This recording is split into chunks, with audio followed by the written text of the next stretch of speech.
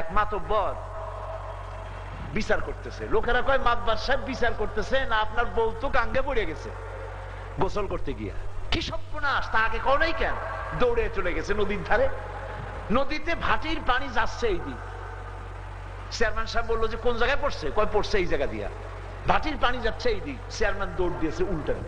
লোকেরা কয় চেয়ারম্যান সাহেব উল্টা যান কেন? ভাটির পানি তো এই দিক, আপনার বউ তো এই দিক বাইসাতে গেছে। কয় বুঝবে না, এটা হলো ইন্টারনাল অ্যাফেয়ার্স, বুঝবে না।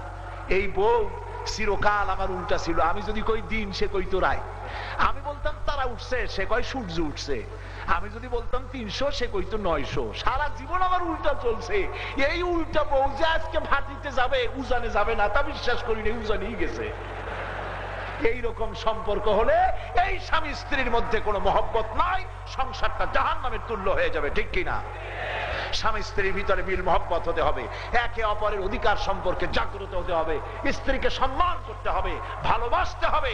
সেই সংসারের ভিতরে আল্লাহর রহমত নাজিল হবে। বলুন আলহামদুলিল্লাহ। অধিকার সমান, কিন্তু মর্যাদার দিক থেকে স্বামীর মর্যাদা বেশি। মর্যাদা কার বেশি? তিরমিজি শরীফের হাদিস শুনুন। রাসূলুল্লাহ একদিন এক পাহাড়িয়া এলাকা থেকে যেতেছিলেন।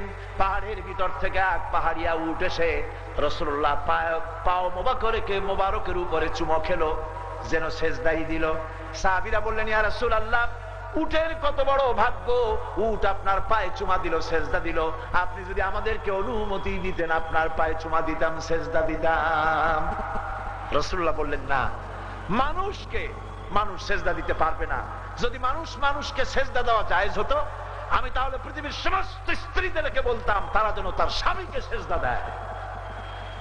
অধিকার সমান, কিন্তু স্বামীর মর্যাদা বেশি। মর্যাদা কার বেশি?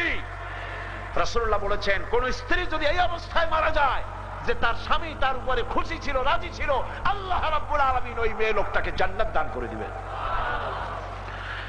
আমি এখন আপনাদের শেষ পর্যায়ে এসে গেছি। আমি এখন মুনাজাত